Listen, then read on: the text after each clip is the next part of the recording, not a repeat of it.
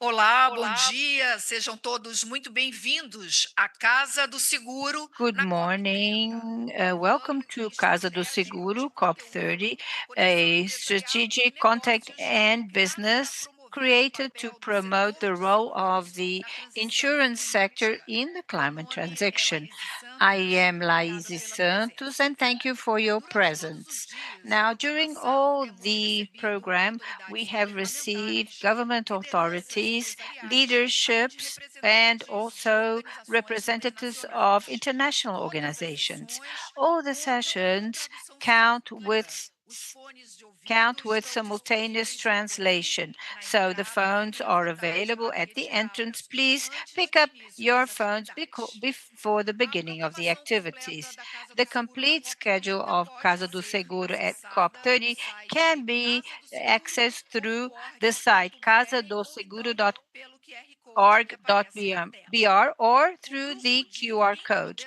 The empoderadores da group casa of é formado por empowers empresas individuals que are formed desempenham by um countries papel that perform relevante a na relevant transição role in climática, the com climate transition contribuições with concretas para contributions a that are agenda concrete for the ESG. agenda Nessa ESG. manhã, a And in this programação de morning, the abertura schedule, será the da opening BB schedule agenda Seguros, will be que from discutirá BB como Seguros, who will integrar discuss ciência how to climática, integrate climate inovação modeling tecnológica e and práticas also regenerativas para transformar a technological and avaliação practices to e a transform the assessment precificação and the de pricing riscos no of seguro risk rural. in the Convido a rural todos sector. nesse momento I para invite assistirmos everyone to juntos ao watch vídeo do together nosso the video empoderador. of our empowerer. A agricultura regenerativa está transformando o campo brasileiro, Regenerative agriculture is transforming unindo the Brazilian produtividade, field, bringing resiliência together climática e productivity, climate sustentabilidade. resilience, and sustainability.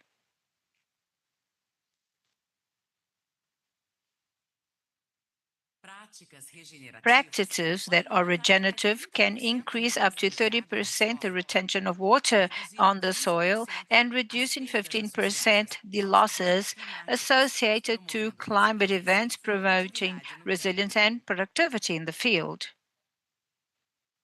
A parceria The estratégica entre BB strategic Seguros, partnership between Embrapa BB e Seguros, MAPA, por Embrapa, meio and do MAPA projeto piloto through do the SARC, pilot de project USARC investimentos no at consórcio do level of Paraná, management in Paraná inovação e assures ciência innovation esteja a and science serviço to da be to resiliência. the service of resilience. No Paraná, os In níveis de Paraná, manejo da the soja level mostram of como o management seguro, of soy tecnologia e culture sustentabilidade shows how caminham juntos. technology and sustainability go hand in hand.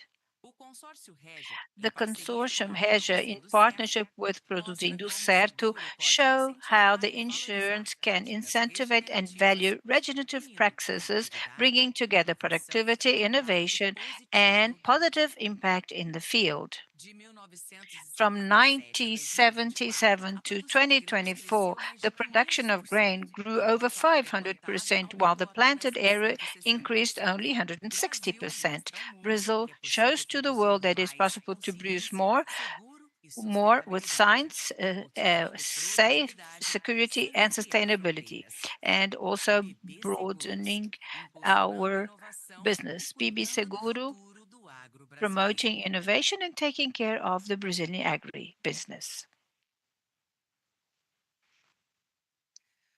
O nosso primeiro painel do Our dia first é panel of the dirigido day à has the modelagem title From climática, Climate Modeling precificação to Smart inteligente e Pricing, estratégias de Underwriting subscrição Strategies para for o a agro Resilient resiliente. Agricultural A partir Sector. de projetos As piloto, como this o ZARC, as of níveis de a pilot manejo, project, MAPA, USARC and Embrapa, level of e o management and MAPA consórcio and BRAP Régia, and the produzindo consortium certo, Regia somados Produzindo à Certo, perspectiva de combined with mercado da market Brasil insights Seg, from o Brazil objetivo SEG, desse the painel é discussion will mostrar como demonstrate esses how these aprendizados lessons can be podem translated inspirar into produtos fairer, e modelos smarter de products and certificações que são underwriting mais models justos, that meet producers' inteligentes e needs by adequados connecting às public realidades dos policies and produtores. Ao also conectar scientific políticas research públicas, and pesquisa e market soluções de solutions. mercado, o The painel panel aponta will caminhos highlight para pathways to fortalecer a enhance climate resiliência resilience and climática the e sustainability a of Brazilian sustentabilidade do agronegócio agribusiness. brasileiro. E Now, to compose the round table, I invite Silvia Masqua, President of Embrapa. I also invite Paulo Ora, Executive Superintendent of Rural and Reinsurance, Brasil Seg. I invite Jonatas de Alencar Moreira, General Coordinator of Market Instruments and Financing, Ministry of Agriculture and Livestock. Aline Maldonado Locks, Associate Founder and CEO from Produzindo Certo. And I invite Raquel Gaudêncio, Executive Superintendent of Strategy, VMO, Governance and Sustainability, Brasil Seg. I wish all an excellent panel.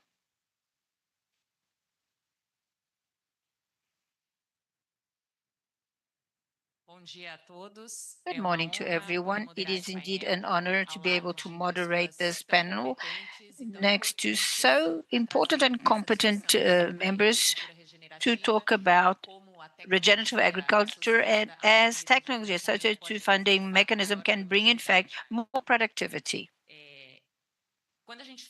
When we talk about climate modeling and pricing, I saw the data that probably you all know, but it's important to bring a context and to talk with data to start this panel. When we talk about global losses and we look at the first semester of this year, we have an estimate of $160 billion because of the catastrophes. And within this value, we have a coverage gap of 44%. So when you look at the difference between what is insured and what was counted as loss, we have a huge challenge, especially when we seek additional data, knowing that 90% of insurance coverage was in the US. When you look to Brazil specifically, CNseg produced a study looking to the losses in the last 3 years and estimate a loss of 160 billion reals. So here we have an opportunity to look to the climate funding as economic recovery, because somebody is going to have to pay this bill, be it in the government, in its spheres, because we will need extraordinary budget, or the companies and families that will have to then open their savings, and we're talking about all of us, or we talk also about the insurance mechanism. So now we're going to talk about an opportunity to think the insurance that for those producers that have a differentiated approach. We invite the academy, the government, and insurance company and producers to talk here with us. Thank you for your presence, and you will hear very experienced people about the topic. Now, based on your point of view, I'd like to hear regarding the climate challenge, and how can you, being a different part of this network, how do you see the climate challenge and the role of your sector, and begins in a more resilient format. On the Embrapa perspective, how do you see this agriculture looking to the climate side? Good morning to everyone. I'd like to thank CNseg for the invitation, and BB Seguros on behalf of Raquel, compliment everyone. It's indeed an honor to be here with these panelists and to bring a bit of our experience from Embrapa. Currently, I am president of Embrapa, but I am a researcher as well in the area of the computing area. So I helped Embrapa to structure that information that we need today. I was chief of Embrapa, did all the climate risk agricultural zoning. So when I took on the role, we did a restructuring and revitalization of the platform foreseeing the data and information and also the climate models and IA.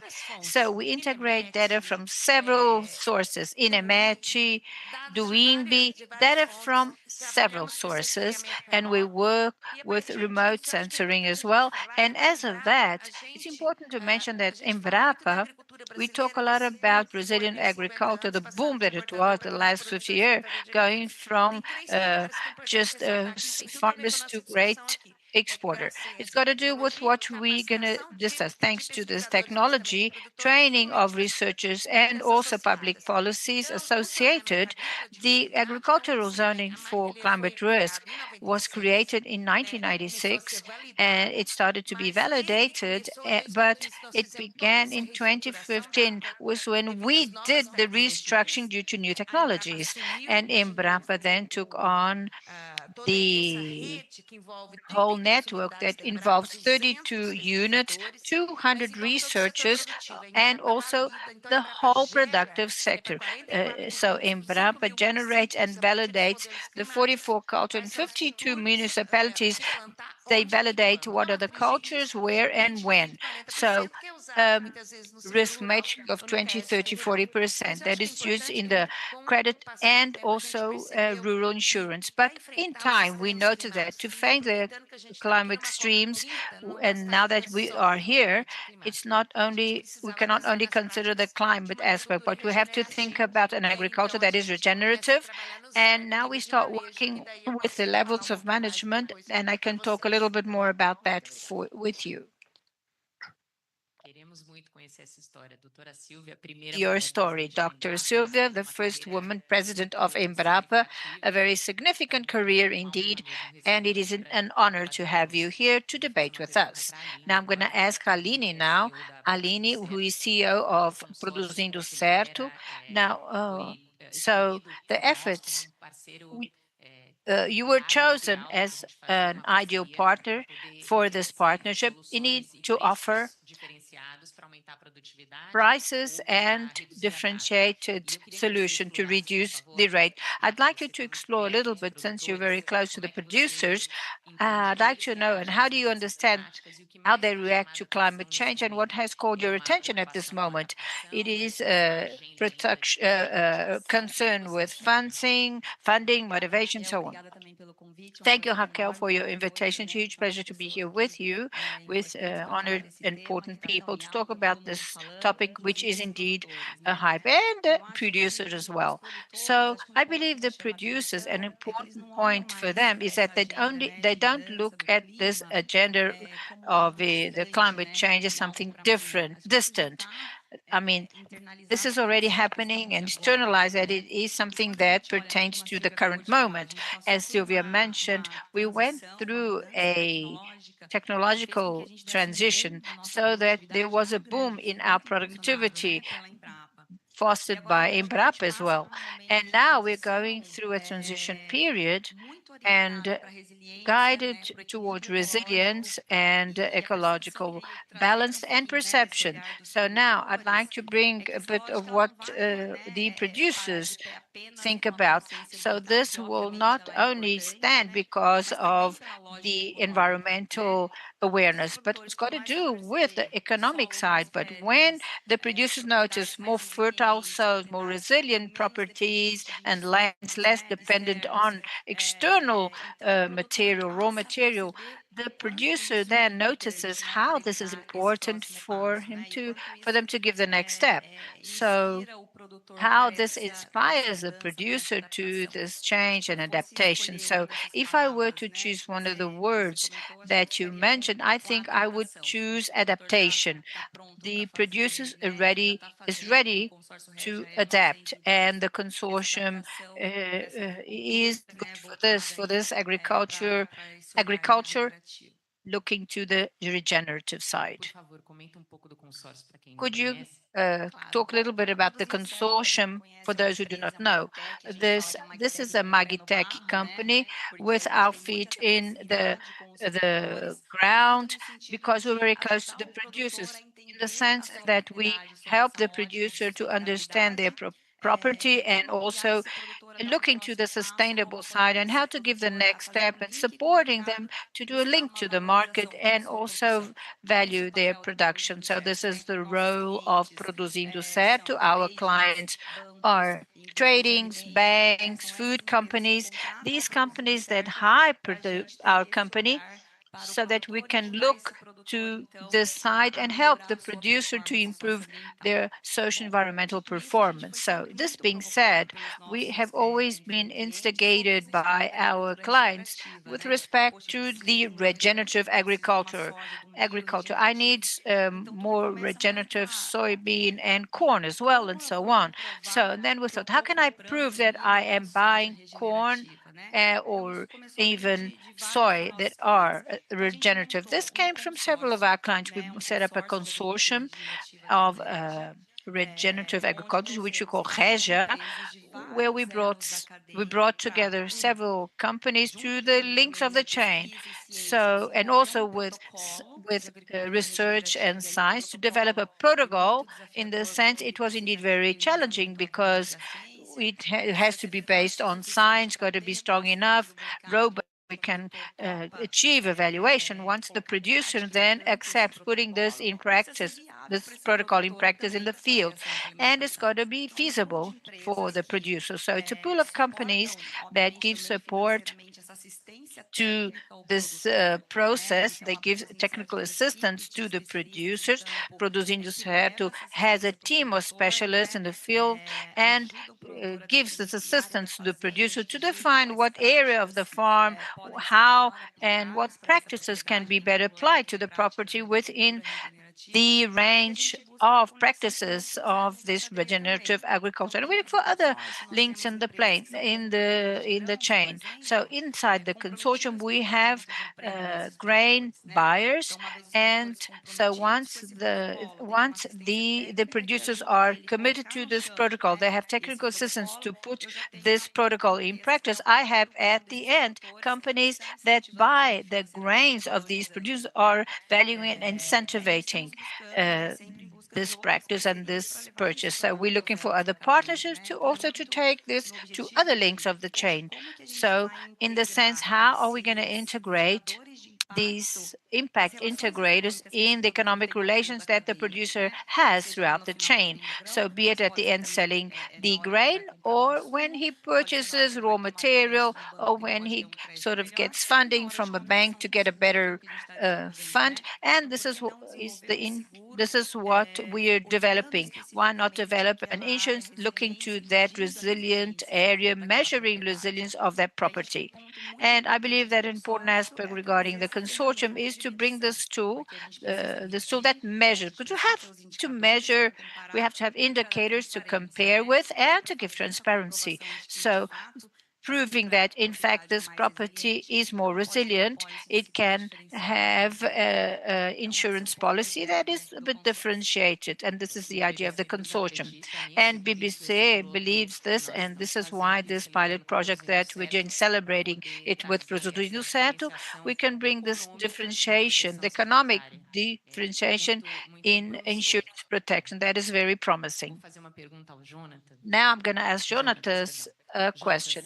Jonatas, I believe that this agenda of transforming public policy and think in terms of regenerative agriculture is not a government one, it is a state policy. You have been spearheading this topic for quite a while. I'd like to hear your perception with respect to MAPA, this effort of integrating science, technical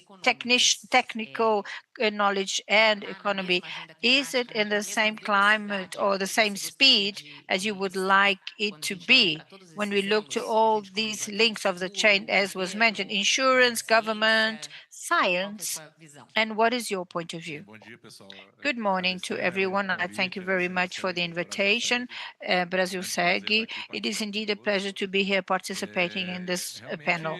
Indeed, we understand that the ministry, as you mentioned, this policy, be it for insurance and credit, it's a state policy because it pervades several governments. It's been happening for a number of years. In the case of Ozarki, it's a policy that's been ongoing for the past 30 years. It's been developed and also from 2015 onwards, it has been intensifying with the work of Dr. Sylvia in digital agriculture, and the ministry has a strong partnership with Embrapa related to this through the Secretary of Public Policies. We do execution terms that is decentralized, so the MAPA funds the work that is done by Embrapa with respect to Uzarki. So Uzarki brought the possibility of quantifying the risk with respect to the culture once you know that the producer is cultivating the crops adequately. Now, of course, I understand this very well since then, and what we notice is that now that we're reaching to the point that we are in, we have to look at new methods of measurement. In the case of our level of management, the traditional one is the one that does the leveraging per municipality, but you know that within this space, there are producers that are doing the basic and conventional farming, but on the other hand, you have others that are doing their work in the best level of sustainability allowed by them. Why not have a differential in this respect? So the USARC level of management comes at a right time because of two aspects. One of them for you to reduce the risk of the credit operation and also production, and also this for the producer. And we understand that the producer has advantages in several pathways because in one hand he has a higher subvention, which is the premium of the insurance because the level of management, and on the other hand he's improving the reducing the risk for losses. And as time goes by and this is becomes solid, the cost and the premium of the insurance company lowers because they will have a better understanding of the risk of that operation. It's going to have much more details in this respect, so which we consider essential. So, and even talking about the fact that due to the level of importance of Ozarki in this current crop, it was not only incorporated in the insurance, but in the rural credit as well. So currently, the producer that goes to an agency to ask for funding, rural funding, for him to do that, the culture or the crop that he's cultivating is going to be inside the agroclimate risk zone. So MAPA is completely aligned to this policy, and I can talk a little bit about that later, but not only with respect to the insurance, but several other programs that we have launched that is within the agenda of resilience and sustainability and so on. Jonatas, all that convergence in terms of acting in sciences, in the government, and all for the different producers. The producers need to be part of that chain that is part of the insurance industry. And with that being said, I'd like to invite my colleague here from the company, Paulo. He's been leading rural insurance for over 15 years, and BB Insurance is the biggest insurance of agribusiness. We have around 50% of market share when you look at all the different works of agribusiness in insurances. And in terms of rural insurance, our position is also quite important. So I wanted to hear from you, Paula. What's your perspective when you're looking at the current scenario? What concerns you the most since you are leading this area, thinking the insurance sector as a financial tool to be associated to other types of financing and public policies with the producer? So what concerns you the most and what motivates you the most in the role that BB Seguros has in trying to drive this type of participation? Thank you so much for your question, Carol. It's a pleasure to be here as well, sharing the panel with all of you, with the team from Produzem Certo, with the Ministry of Agriculture and Jonatas. We have already discussed a lot about taxonomy, and Silva as well. Thank you for being here. So for this type of perspective that you asked, Raquel, there are two things that have been concerning us as part of the insurance market, and particularly from BB Seguros. First is about the data that you mentioned before, that the climate events are indeed more and more frequent, more and more extreme. When we look back at what happened in 2024, globally, economic losses were above 325 billions. That by itself is astonishing, but when we look at that throughout the time, that value shows us that this global loss is 77% higher in average than the average losses of the past 30 years, and 35-year higher than the average losses of the past 30 years, and 22% higher than the last 5 years. And in Brazil, in agriculture, the National Confederation of Municipalities, we have seen an accumulated loss of 420 billion of reals. So you see, that's a huge concern. The risk mitigation tools that we have in Brazil right now are pretty much a combination of agricultural zoning that goes through the practices set by Embrapa. And we have some risk mechanisms for sharing risks. One is the insurance for rural areas, and we have ProArg. It's a tool from the government that helps small and medium-sized producers to try to help them to pay for their financing.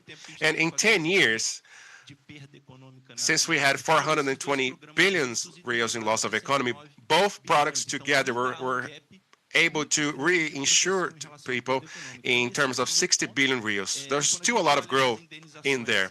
And when you look at the claims that were paid, most of them happened in the past 4 to 5 years, which shows that the frequency, at least from the recent years, have been impacted more the insurance market. So that's the first concern, how much that has been generated in terms of impact in the market. The insurers, on the other hand, need to review their persifying in terms of underwriting. So there's a lot of statistical revisions that need to be done in order to incorporate that risks in the losses, and that has been done by the insurance more and more. And the second biggest concern is the vulnerability that the sector has when we bring this perspective of agriculture into it. Most of the producers still do not hire any type of risk transference tool, and the insurance market is ready to offer that, but we still see that gap.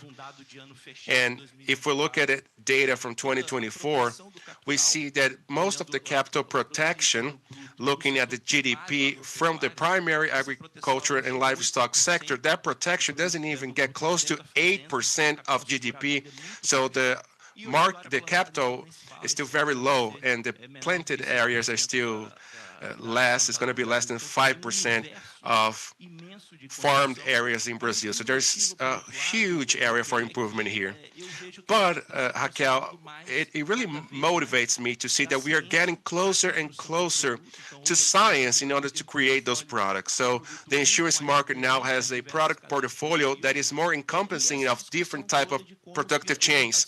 And we have also been discussing more about how the insurance market can be a tool for helping with losses, but also to fostering best practices, which is part of the work that we have been doing in updating our products up to the products like ZARC and the Consórcio Regia with Produzindo Certo. So I think that's the path, and that's what excites me the most looking for the future. Thank you, Paulo. It's always great to hear you and hear all the experience that you have with insurance products, specifically for the agribusiness. So, Sylvia, trying to continue with what Paulo just mentioned regarding adaptation, risk management, and also, you also mentioned in the backstage that Embrapa's work begins with technology and science, which is something that maybe we don't think about it, but your experience and your position today really shows that that was the right path to take. So I wanted to hear what you have to say on how the predictability of data applied to the management practices could bring more gain in productivity. So how is science and technology, on your point of view, specifically from ZARC, have had in terms of benefits, and how is Embrapa seeing that this continuity continues to be the right path forward? We are here at COP30 discussing climate change, technologies, adaptation, and climate mitigation, right? So I usually say that since Embrapa was created 52 years ago, we were already thinking of that because Embrapa was created in order to produce technology for tropical climate adaptation for our type of soil and climate. And with the diversity of biomes that we have, with 6 different types of biomes, that type of richness in technology, because our portfolio today has over 4,000 types of technology. So I would say that half of that still hasn't gotten to the rural producer. And that is something that we're trying to incentivize more and more. So to get now more focused to the discussion here and the public policies that were mentioned before, we do work very close to the Ministry of Agriculture and Livestock. So it has been kind of a journey that we have built. Like I said, when I started at Embrapa, close to 30 years ago, we used to say that besides the agriculture producers and the technologies for the field, we need to think of how to structure data and information in order to create models that could help subsidize the risk of the rural producer. This could be climate risks, sanitation risks, market risks, like we have been talking about. So there's different type of risks. And we started to structure that inside Embrapa. So today, our partnership with the Minister of Agriculture is extremely important. And then we had ZERC, the low carbon project that comes with no tilling farm, integrating forests as well. The bio input platform. Now Brazil is more and more acknowledged by having producers that use biological inputs, thinking at a more sustainable products, and there are many other technologies as well. But we have seen that in order to get into the future and in discussion of carbon footprint that is so important for the rural producer, we needed to work with the low carbon agriculture. And ZARC, Níveis de Manejo from MAPA, came exactly for that. So on top of this pilot program that we are doing right now, we did a sampling with 260 producers from Mato Grosso do Sul and Paraná, and we analyzed the management level number one, that a producer that doesn't do any type of additional care for the land. Then there's level 2, level 3, all the way into integrating farm and livestock and forest. So we distributed on those levels. And we're seeing that 260 producers, only 33% are level 1, and only 18% at level 3, and 4% at management level 4. And then when we look at the extreme events that we had at Rio Grande do Sul, or even here in the state of Acre, we're seeing that all those producers that adopt more sustainable practices, that are concerned from the soil's health, they are the ones that are the most resilient in terms of climate events. And those that are not adopting so many sustainable practices are the ones that suffer the most. So, thinking of all of that, we then decided to bring to this discussion, and Embrapa worked with the Ministry of Agriculture, we decided to think how could we increase the productivity of rural producers in a sustainable way, not only on the economic way, right? It's important environmentally, socially, not only because we are here at the Climate Convention, it's because the international market has been demanding that more and more, and the consumers now are also more aware of the product's origin and how good it is for our health. So you see that it has been a journey. That's why it's important, and Embrapa is the technical branch of the ministry, but it's important that since we're a state company, we need to work in that journey.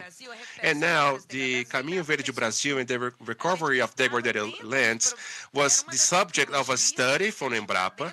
We had technologies in order to foster inside the low carbon agriculture practices, and there were goals that we still haven't been able to reach as well, but we started seeing that we had 160 million of hectares, 40 million hectares with a degradation level that is severe or medium, and that could be used for farming. But considering different realities, like we said, when you're talking about the northeast area of Brazil, you're talking about different type of productions in different areas. If you consider in Pará, the agroforest systems, we have 7 units of Embrapa in Amazon. We have colleagues that have been working for 25 years with livestock and dairy farms. And there's a study that shows that when you work with a consortium of grains and vegetables, we were able to create bio farms, and we have reduced in 33% the emissions of GNG gases. So most of the time, even though we are sharing this data internationally, we're not using that here to incentivize the producers that are adopting those sustainable practices, or even to try to help them pay less for their rural insurance. So we wanted to associate these new national projects to incentivize the rural producer to adopt the practices of a regenerative agriculture. So we have the technologies, we have data and information that we have been organizing the past 30 years. These are data that acknowledges climate data, microclimate data, economic data, soil data, natural resources, satellite images with different resolutions. We are even using drones now. Here in the Amazon, for example, we have a project in which by using drones we can monitor and surveil the type of species in the forest that we have. And we're able to increase the way we have been recovering the forest because of that. So you see, all of this is to show how much technology we have available. Even artificial intelligence, which is something I'm studying for my PhD thesis. 20 years ago, people were telling us that this wasn't at all connected to agro. And now I see that today, and I'm not only looking at Embrapa's way of working. There are more different type of works that Embrapa does that can be considered. I'm not going to extend too much now, but at EcoInvest this year, we had this forecast of 6 billion for Rios, and Embrapa alongside MAPA worked with the protocols in order to improve, and with that assertiveness, we're able to increase in 30 billions the investments that EcoInvest in the past public bidding. So that shows us that we need to combine science with public policies in innovation and technology.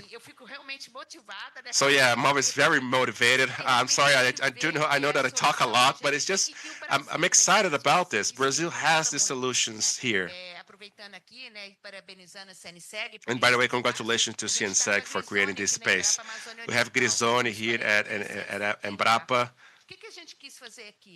And here, for example, we wanted to bring all the sectors together, public-private partnerships, SENAI, SEBRAE, many different partners together, the government, MAPA. And what happened? All of this was to show that we have technology available. We received many type of international delegations. COP negotiators went there to know our pavilion. And we had also showcase different type of expositions that show the type of integration that we're talking about. What is low carbon soy? We are showing all of that. And we can also show them what is to have a type of cassava that is biofortified to help the forestry systems that we have at Amazon. We are showing that we have solutions for everyone, for the familiar producers, for the small and medium producers. So when the other countries went to visit, they could actually see with their eyes everything that we have been saying and how all of that is associated to public policies. So I think that's a huge differential from our country with the different sort of type of rural insurance that we have available, rural credit.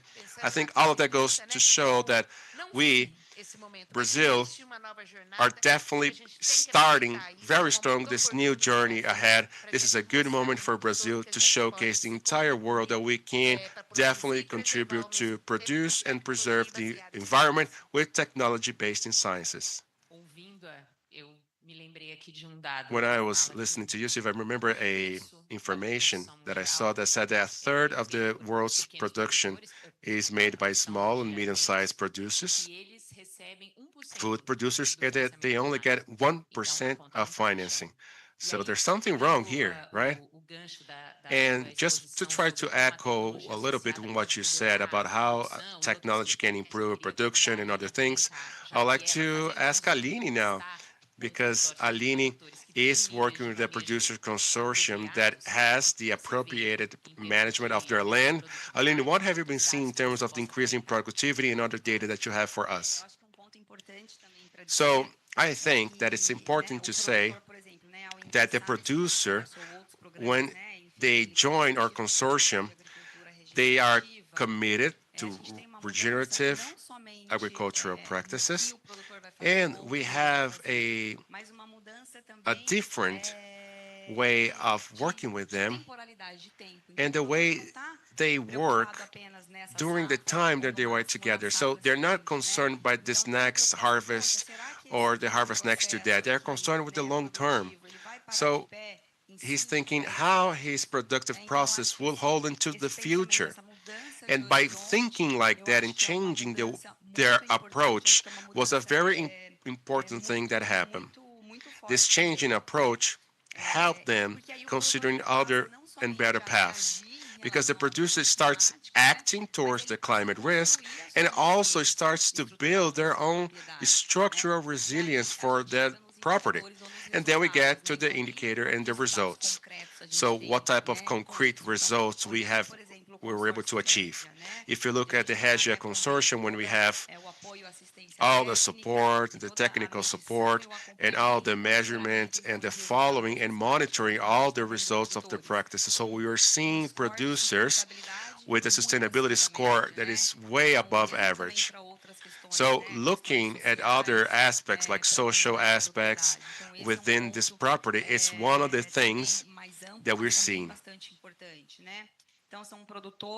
So these are producers that take care of their soil, and with Embrapa we can analyze the soil on these properties too, and we're seeing how healthy their soil were. And the indicators show that those practices are working. These are producers that have higher level of carbon, higher organic matter. That's why their soils are more fertile. We also measure the carbon footprint of soy and corn that were produced within that consortium by also using, again, Embrapa and the Pro Carbono tool to do that type of measurement. And in this past harvest, our measurement and data indicated that the average of carbon emissions for soy and corn on those properties are a third of the national average for emissions. So the national average for soy is around 1,500 kilos of CO2 emitted by ton of soy. The average within the program is a third of that. It's around 570, 580 kilos. So those are some indicators that we start showing that those results are real.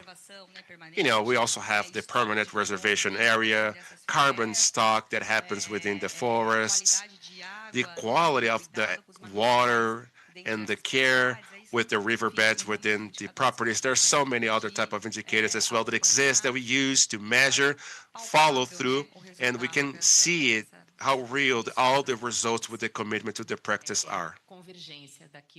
Definitely, I see a lot of convergence between what the research shows and what the practice is also showing us, right? That's very interesting. So, Jonas, I'd like to now ask you about the pilot that we are working alongside MAPA and ZARC in níveis de manejo of soy in the state of Paraná. I would like if you'd explain to the audience what is this pilot about. Maybe people don't have information on what is currently being evaluated. So I also wanted to hear from you the lessons that we can learn that for public policies. How can the public policies help direct more or less subsidies from what has been offered? So about ZARC níveis de manejo is about climate risks, and the zoning used to be focusing for the average of the municipality. So ZARC was basically seeing what was more common inside the municipality and started to set more general standards. And what ZARC níveis de manejo has been doing is to look to individualize the practices that every single and each producer has. So currently we have a pilot at Paraná with soy. It's around 2,400 hectares. we have set 4 type of levels of management, and depending on the level of management that the producer have, that goes from 1 to 4, he have levels of subsidy that could be larger or lesser. So a producer is at the highest level, like Dr. Silver mentioned, which is only 5% of the producer, they have access to 35% of subsidy. That is the cost that the premium has for the producer. 35% the subsidy program from the government pays for it. And then it can be level 4 is 35%, level 3 is 30, level 2 is 25%, and level 1 is 20%. And what's the idea behind this different management levels? Is to reduce risk, and environmentally wise is to help with carbon fixation and also bringing more climate benefits. And basically the indicators that we've seen are indicators related to soil treatment, time of tilling, management of the in-between crops, the diversification of cultures that he has in his harvest cycles, soil indicators for soil analysis, and conservationist practices. So the ministry is looking at all of this, and we are supporting this 100% because we understand that besides all of this being good for bringing more resilience for the producer, lesser risks, and more profitability, it's all very interesting as well, especially when you're talking about low carbon technologies. Because, of course, there is a concern from the government and international-wise for less carbon emitting, but these technologies, as they are more sustainable, they're also more profitable for the producer. So the producer is getting more, especially during worse years. It was interesting when we recently, for example, attended and participated in the biomass project, and one of the research, Dr. Yeda, she was saying that throughout time, during good years, you couldn't see so much difference in terms of doing that more sustainable practices in terms of indicators. But it's during the worst years that you can definitely see that it's quite clear the difference. And that's definitely the path forward, is to be expanding that more and more for agriculture. And Embrapa has many different programs like Operation 365, the BioAS program. All of those programs are focusing in practices that are more sustainable and conservationist. And 20 years ago when I graduated, and I could never imagine seeing this on the programs. I used to work at the office, in an office. I remember that we studied some of those things 20 years ago, and people weren't doing it, and now some of those things are being done. So we want to get the producer to do what's best available in terms of techniques. Just to give you an example of a catastrophe that we had at Rio Grande do Sul last year when we had those floods. Regardless of what the producer did, all those producers have some type of loss because of those catastrophes. And the Ministry of Agriculture created a temporary group that went there to see the regions, and we've seen that the regions that adopted conservationist practices, although they had losses, those who adopted that lost way less. The properties were smaller, so sometimes you looked at a property, one of the property had everything devastated by the flood, and the neighboring producer, which was doing cover crop and was doing all the reserves, all of that work, their property was great. You know, they suffered some level of impact, but it was definitely less impacted than the neighboring one. So that shows the importance of conservation practices during this climate context. And we need, of course, to incentivize people, not only through credit, but also through the insurances, products, and as public policy. Yeah, it's important what you said, Jonatas. Definitely that ZARC níveis de manejo intend to increase the percentage of subsidy. So the public policy here is to try to get on risk sharing. And we here in this panel are part of companies that are trying to manage risk. So besides the ESG agenda, we also have the economic agenda as our core business. And when we look at the percentage of subsidy, it will be bigger or greater or lesser depending on the levels of management. So I want Paulo to talk a little bit about the perspective of BB Seguros and how they are looking at the pilot project Azarki to see if the level of managers could help to decrease the tax for the producers or increase the coverage production, and if that's going to actually see a difference in terms of subsidies. So how, in your perspective, is BB Seguros assessing the potential of ZARC níveis de manejo at soy productions in the state of Paraná, looking at prices? That's a great question, by the way, Raquel, especially for us to explore the structural aspects of it. So before I go into ZARC, to give you more context, the insurance market ends up benefiting quite a lot because it's very much transversal in terms of the different disciplines. So we are sort of a multidisciplinary industry.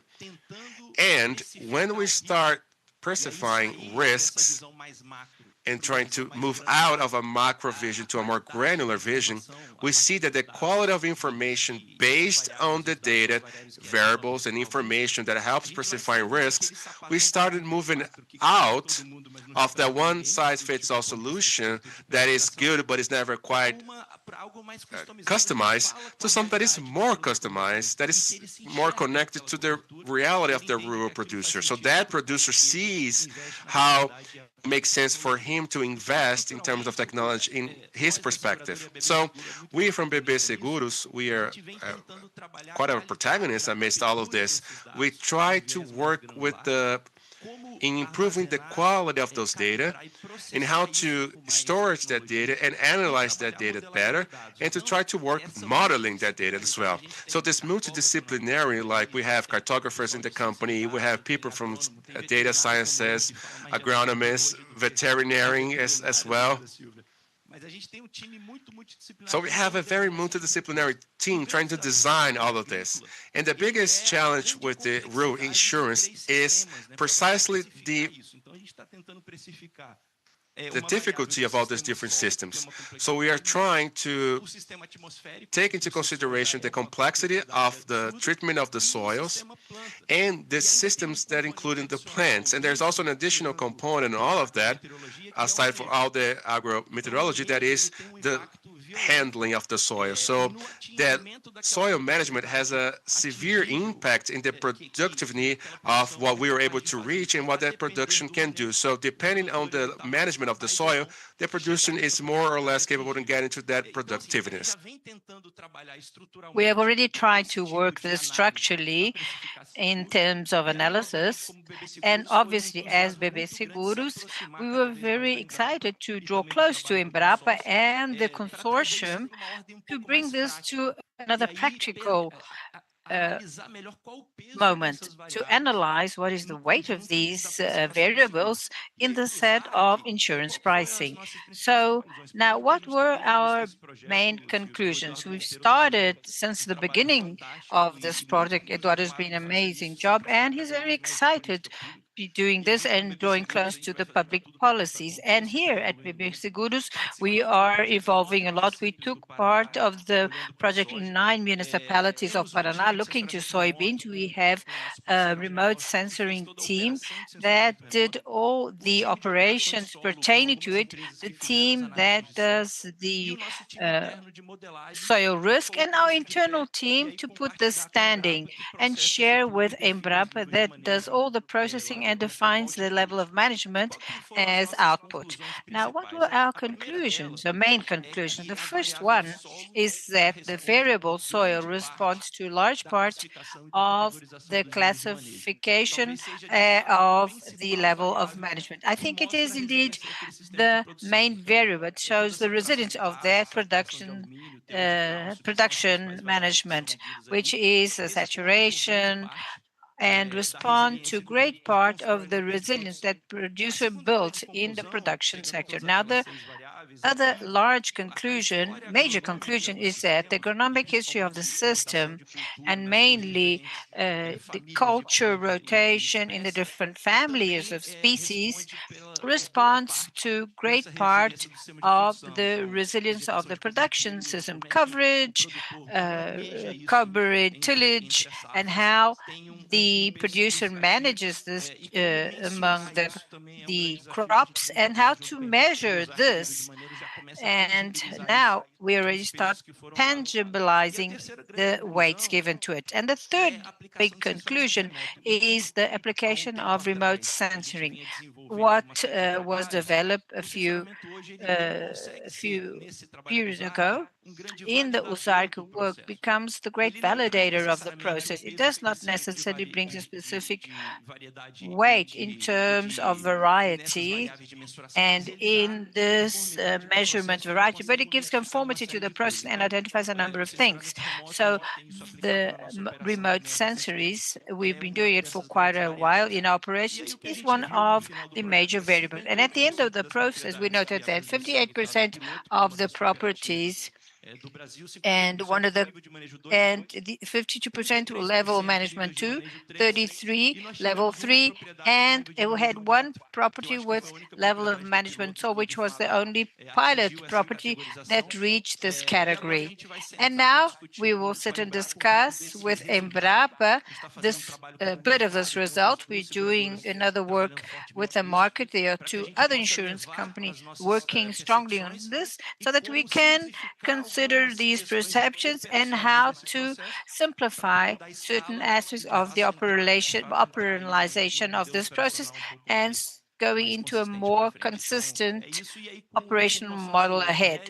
So with Regi Consórcio, and I think we are on the same axis, so the work that we're doing, we are pricing insurance for 34 properties, adding other variables that the consortium work with, looking to organic material in the soil, reduction of chemical fertilization, integration with crops and cattle farming, and how this can contribute to the model. And we've seen a reduction of the rate, just to end this with respect to your question. In the first version, we managed to reduce the rate from 70 to 30% and increase productivity 13 to 35% for the producers of the consortium. So what we want to do is to assess if this is well priced, and this is the time we're going to need to calibrate all this. And I'm sure that we will have in the short and medium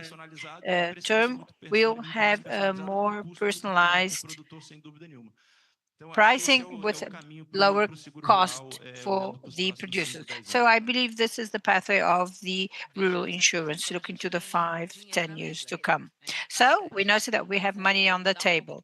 Now I'm going to change the protocol. So we now, according to the time, and I'd like to invite you to your final words, thinking about the topic of regenerative agriculture, and invite you and use the presence of the industry. We have representatives of several insurance companies to see what Embrapa would like to see happening according to your vision, and to see what Aline, Jonatas can talk about that. Jonatas, what the government has in terms of perspectives, how to provoke the insurance company positively to act together. So what we saw here was a convergence of economic and environmental gains for all the agents. So now I'm going to pass the word to Paulo for you to give your final remarks. Thank you.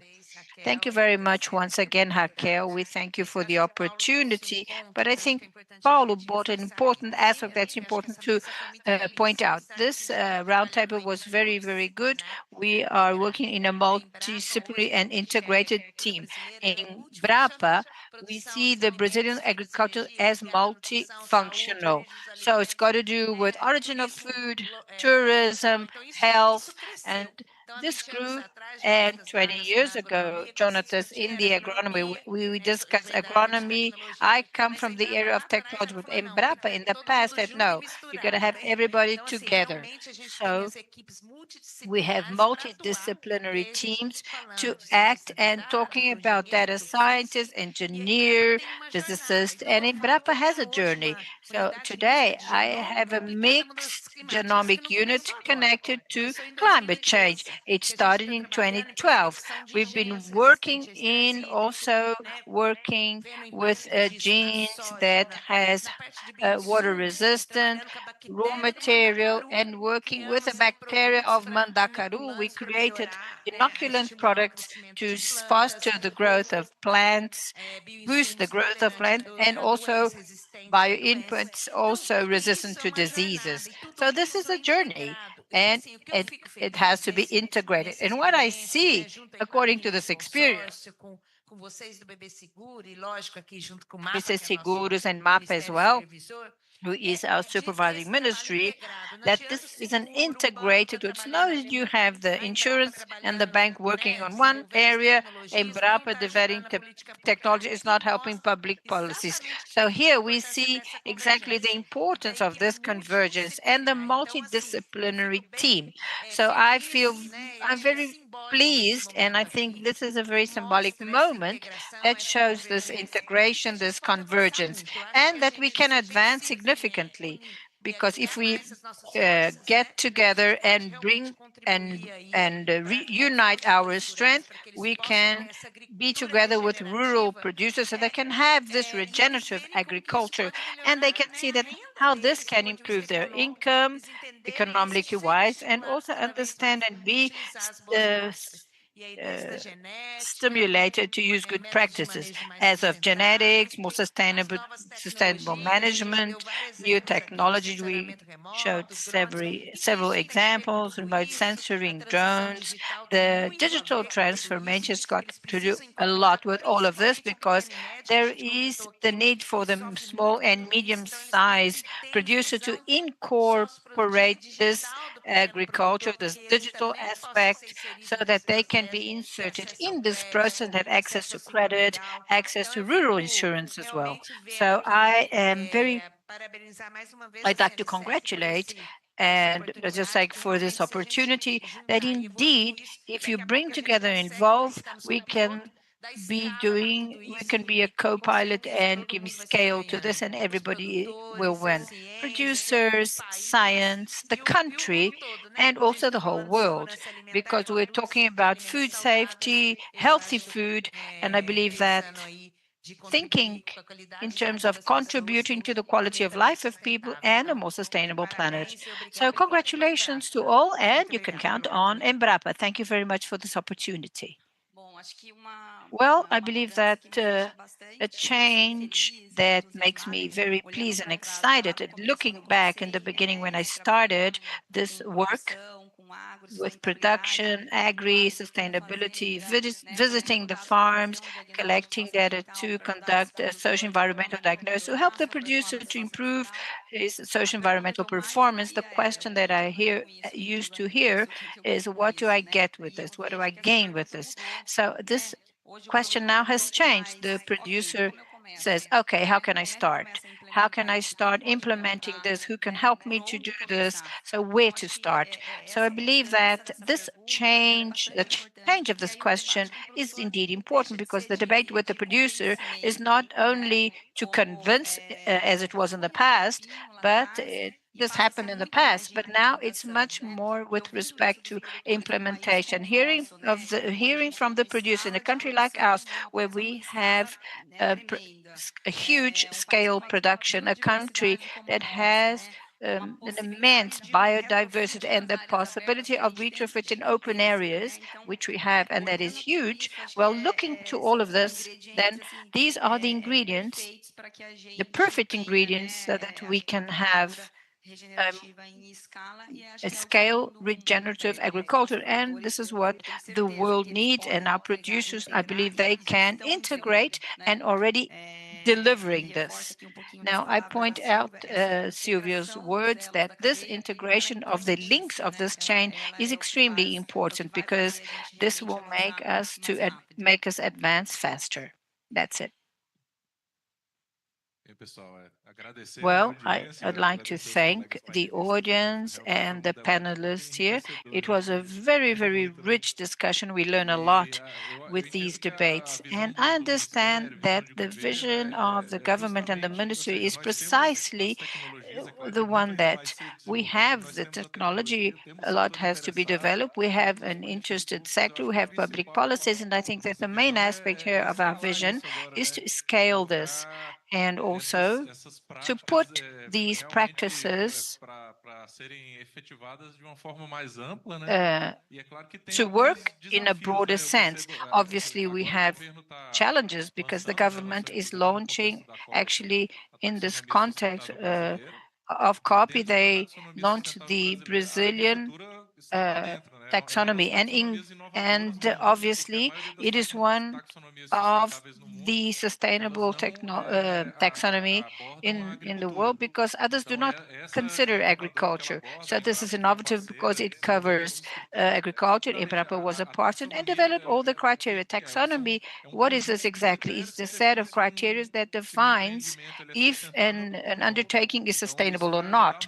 So this will indeed help the lower lower cost funding, and to scale this, and including the insurance. But to scale this, we, with respect to research, startups, and insurance, this is indeed necessary, because today, implementing programs where we will be able to check if the producer is, in fact, adopting practices of this, the great difficulty is doing the monitoring and checking of this. So and going to the field to see if the producer is indeed putting this in practice. This is high cost. So once you manage to reduce this cost, which we call MRV costs, then we will then in fact implement these practices in a broader sense. Now, according to my point of view, and I believe that in the vision of the ministry, this is one of the main bottlenecks that we have, to do MRV in a more broader sense. Thank you.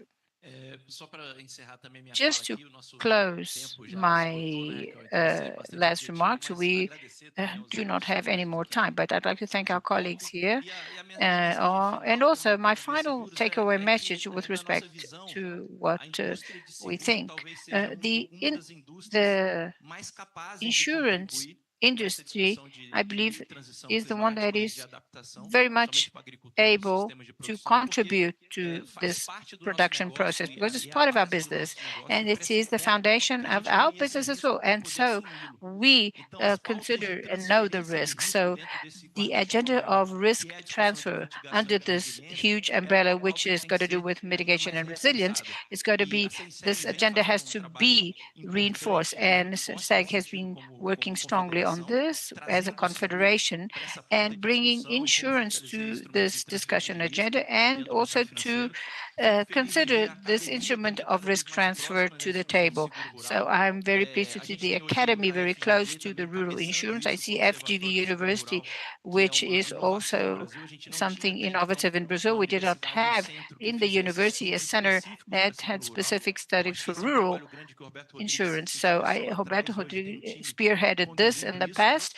and has been conducting this. And we, as BB Seguros, we represent the market, and also we understand that the insurance companies are prepared for this. And I'm very motivated to see science drawing close to this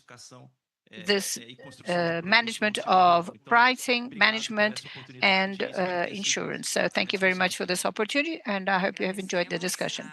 We thank the audience, and thank you very much for the panelists for this rich discussion. And BB Seguro is available to be part of this change. Enjoy your day. Thank you.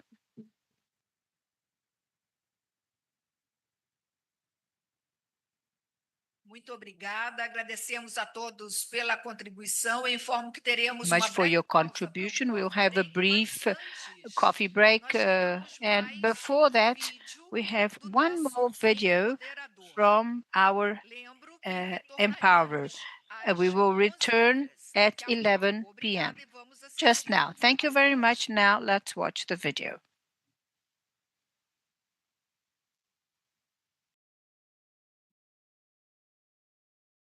O Brasil e o mundo enfrentam uma realidade urgente. Brazil and the world faces an urgent reality. Regarding natural disasters in Brazil, it is regarded to droughts and floods, but the figure shows that this changes the life of many Brazilians, families that have no homes, agriculture that lost all their crops, and paralyzed cities. But there is a strong force working to change this reality. Insurance is more than financial protection. It is a resilience instrument that is used in terms of recovery, and also protects, gives tranquility, and takes care of what really matters. In the field, rural insurance helps in the speed of the producer recovery facing extreme climate events. So the insurance guarantees that a bad crop is only a bad one and not a completely destroyed one. In BB Seguros, we bring together protection, innovation, and sustainability. We are aligned to the goals of sustainable development from the UN and also the principles for sustainability in insurance. We have incorporating the risk and climate opportunities directly into our business. Insurance, an essential ally to a fair transition and a resilient future with respect to climate change in Brazil. It gives tranquility that family producers and companies can follow ahead, building a more resilient Brazil that is much more sustainable and inclusive.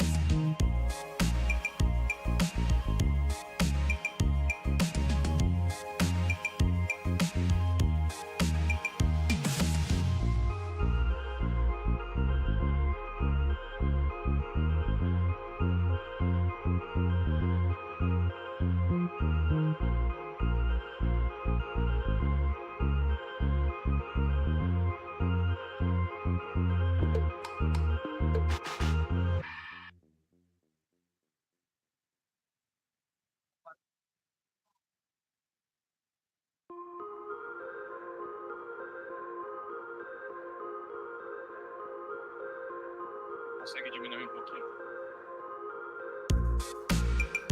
Deixa dentro.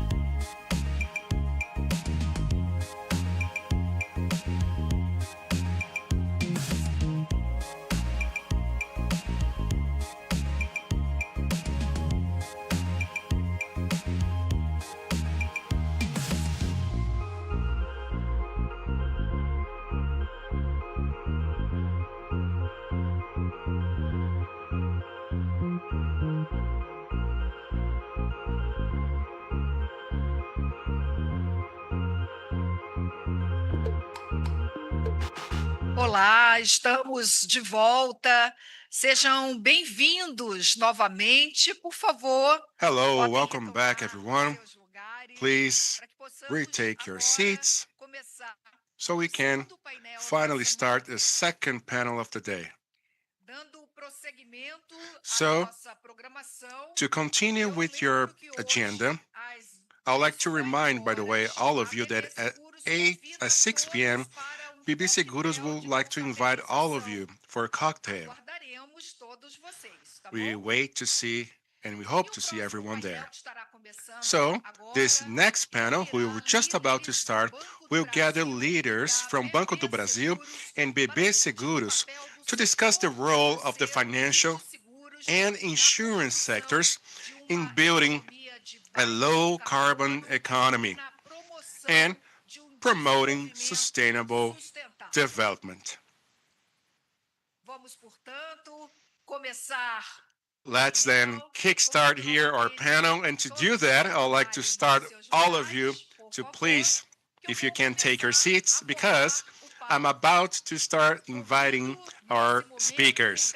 So I would like to invite Gabriel Santamaria, Head of Sustainability at Banco do Brasil. Convido também Delano Valentim, Now, Delano CEO Valentim, da BB CEO Seguros. of BB Seguros. Agora chamo ao palco Betinho, que é Betinho, diretor de agronegócio Director e of agricultura Agribusiness familiar and do Family Banco do Farming Brasil. from Banco do Brasil. E convido Raquel And Gaudêncio, I would like to invite our moderator, executiva Raquel Gaudêncio, estratégia, Executive VMO, Superintendent of Strategy, governança VMO, sustentabilidade Governance da and Brasil Sustainability Seg. from Brazil SEG. Eu desejo a todos I hope you um all ótimo painel. have a great panel. Over to you. Bom dia novamente. Hello, good morning again, everyone. I think this is the panel in which we will be able to continue the discussion that we started previously, in which we're talking how the academy, public policies, insurance, and producers can work together for bigger economic gains. And here we have the honor of having executives that represent a huge bank conglomerate in Brazil in order to bring their perspective about sustainable finances and gives us the opportunity to know what the bank has to offer for all the system. So pleasure to have all of you here with us. Thank you for joining. So I do have 3 rounds of questions. So first will be about the strategic transition. I would like for you to tell us your vision on how you see the role of the agribusiness directive of our company, our holding that also work with rural insurances and others, and the vision from the sustainability area that is headed by Gabriel, how all of you can share your strategic vision towards the climate transition. Let's start with you, Delano. Please. Thank you, Raquel. Thank you, everyone. Good morning. Pleasure to be here with all of you sharing this panel. Great to see Betinho, Gabriel here. So I think that the insurance sector has an extremely relevant role towards climate transition. It's no longer a simple financial protection tool. It's also one of the main pillars of climate transition. As we can see, and not only with the previous panel, this is already a reality. The climate events are more and more extreme and more recurrent. And that demands for the insurance sector a type of vision that can contemplate and combine science, innovation, and resilience. And at BB Seguros, we already take into account climate risks in our work. It's no longer a simple trend. It's a reality, and it's already part of our company's core business. Not because we like to do that. It's a demand from the market and the climate change that are happening more often. I think Paulo mentioned something about the different models that we have. So we have climate modelings, we use geospatial data, territorial intelligence, in order to have an accuracy that is greater in terms of observation and also in terms of anticipating such events so we can create more products and products that are more suited to these real risks. So here, my opening remarks, I must say that the insurance sector has an extreme relevant role in the climate transition. Great. Thank you, Gabriel. To complement the thought here, credit is a transformational vector, and the bank is a bank for the credit for agribusinesses. So I wanted to know your point of view, since you're the head of sustainability, how has the bank been working to align financial strategy with climate agenda? Please. Great, thank you. Thank you, Raquel. Good morning, everyone. First of all, let me say that I am so happy to be here representing Banco do Brasil and to be able to talk about a subject that is becoming more and more relevant, that is sustainability and the climate issues. Thank you, BB Seguros, for inviting me and giving us the opportunity to be here together. So I think Delano did a great job by already mentioning some important information about the scenario and the importance of us being aware of climate change. Just so you have an idea, in 2024 alone, the losses that climate extreme events have caused is $310 billion. When we look at the report that lists the main risks in terms of probability and impact as short and long term, and when you look at a long term, the climate events are the main risks. This is from the different leaders of different world sectors. So this has been increasing the price, and it needs to be part of our work daily. And in Banco do Brasil, this is definitely there. Sustainability and climate change is part of our corporate strategy, is a central core dimension on what we act. And despite being a bank and part of the financial system, in its main activity, maybe we don't have as much impact as industries with emissions. This is not a sector that does that, but I believe that the financial system might be the main sector to support the economy towards a more sustainable economy, because we direct investments and cash flow to those sectors. That's how you help sectors to grow and to adopt some behaviors.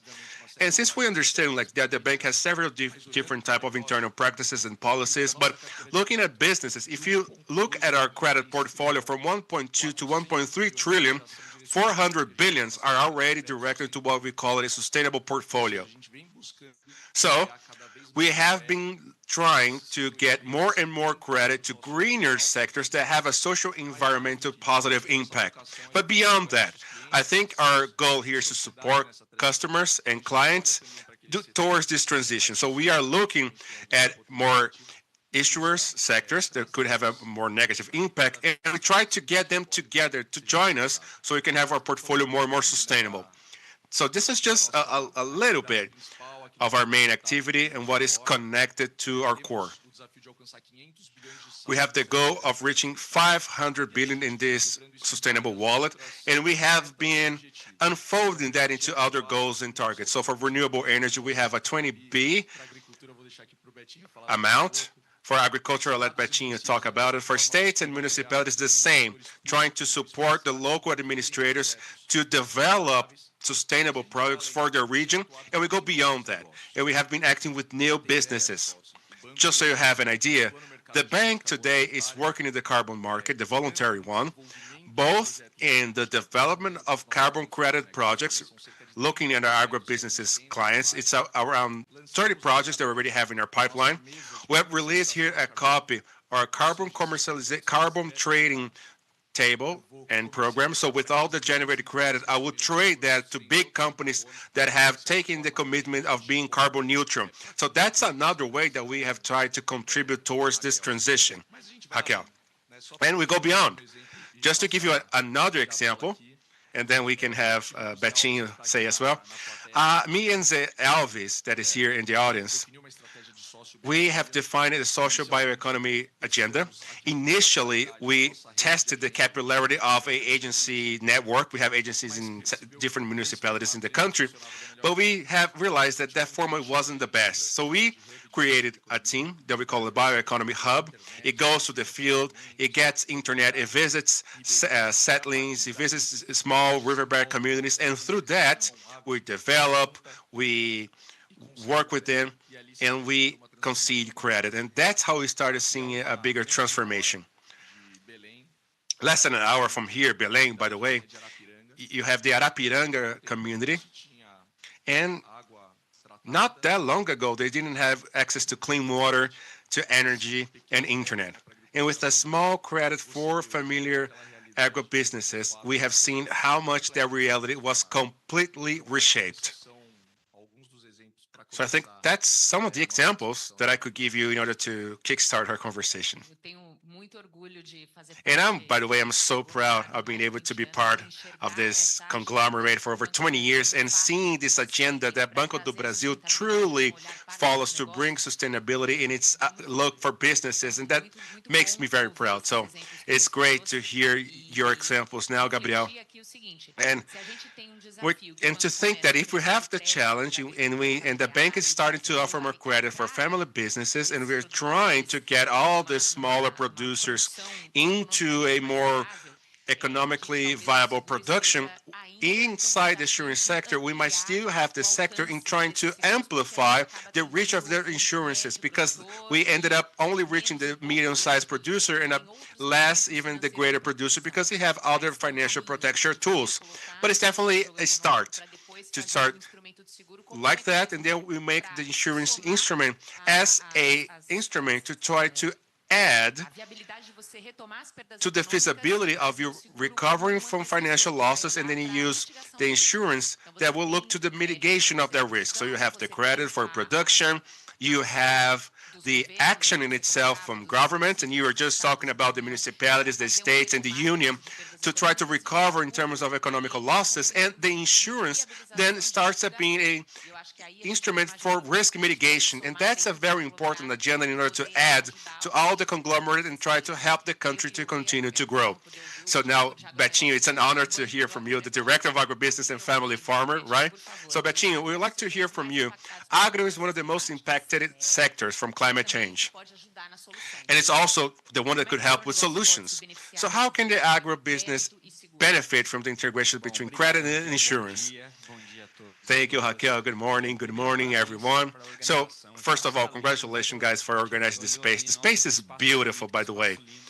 Amazing great job, and it's very, very relevant. I thought only my throat that wasn't doing so great because we are moving in and out of air conditioners and rooms with cold air, and then we go to the street where it's very hot, but we're trying our best. So yeah, I am the director of agribusiness in Brazil. It's the most relevant bank for agribusiness. We have a portfolio of around 400 billions in financing. And from those 500 B, we estimate that 170 billions is for a sustainable portfolio that is certified and there are operations with good practices, and it's the agriculture that we consider that is the agriculture of the future. I remember that yesterday I was watching a panel, and I think that we're going to need to change this word of sustainable agriculture to just agriculture, right? Someday in the future, that's where we're heading. But it's great to talk about credit and insurance specifically because agribusiness, despite you have a difference in the quality of how each producer manages their land, all producers are in a way there, right? They are invested with a plot of land, and they are both subjected to climate events, which is completely out of their control. The example that we had 2 weeks ago in the west of the state of Paraná, the images of the city was so impactful. And we have producers around the city, in the outskirts of the city, that suffer a lot. Despite if he had invested a lot or had an amazing management of his property, he was impacted by something that he simply could not predict. So for us in the bank, when it's about insurance, from all the different risks that we have, that might be the one that concerns me the most when I'm granting credit. Is what we could make a producer from one day to the other to go from very financially healthy to an extreme financial loss. Of course, the interest impacts. Nobody wants to pay interest. The producer will always ask a reduce in tax. That's normal. But 1 or 2% more in a credit operation, it's not that's going to make their business to make it or break it. But a problem with their harvest or their crops to 30 to 40% in a year, that could lead them to a default, especially if he had done bigger investments and he had positive years that made him invest in new machinery. He could have a big issue. That might be also one of the other additional risks that we have right now. The combination of factors plus the issues with some harvests a couple of years ago was definitely the problem with the scenario that we have right now. We are helping producers go through it. So we have that concern in trying to mitigate that risk in the production of our clients. And we're talking about what's a given already. But the bank also has a crucial role in financing and believing in more sustainable projects that, in a way, also show to be more resilient to this type of situation. Just so you have an idea, the bank has a venture cap program that we invest in some startups. There's one startup that is the country rural area of São Paulo, Bioingênica. It's a bio-input startup. We invest in them. We believe in their business. And it's starting to prove us that by using bio-inputs in the property, we can see that in their results, the producer can do a better hydrate management of their soil. And at the end of their harvest, they can have 3 or more sacks in average higher per hectare. So when we believe and invest in this more sustainable economy, we are in a way mitigating the climatic risk for the producer. I think Silvia from Embrapa was here, right? Embrapa, for me, is the biggest reference in terms of how to use the soil, technology, and science that also is going to help the producer to go through this change that we are living. But if the bank does not believe in that, if the bank does not finance, how will the producer be able to invest in these new technologies? Technologies that might take a few years to start making it positive for the producer. So that's our role, to mitigate what we have now and to incentivize and invest in sciences, new technologies through our credit towards this transition. Yes, no one cannot consider the climate risks for granting credits, and the banking sector is definitely very aware of it. And you were saying about the possibility of bringing technologies into the precification of new businesses. And the previous panel, we've known some projects, some pilot programs the BBC Seguros have done in order to offer a different type of price or the increase of coverage activities. So we try to offer more credit, a credit with lesser risk, and we try to offer more products for financial protection. So now, Delano, I would like to ask you something again, because we started with the strategic vision. Now we're beginning a real round of questions, and I wanted to understand about implementation. So I want to hear from you how BBC Seguros is bringing technology for the implementation of businesses for a different type of precification, and how can that contribute to the producers for society and for the result of BBC Seguridade as well. Yeah, Raquel, let me just go back to one thing that Gabriel and Betinho said, and some data that you have also said. I believe that in the previous panel, even Sylvia talked about it, and Embrapa is definitely something we're very proud of. There's just no other solution despite of the intensive use of AI, technology, and innovation. That can change the insurance and make it a leverage for preservation and mitigation.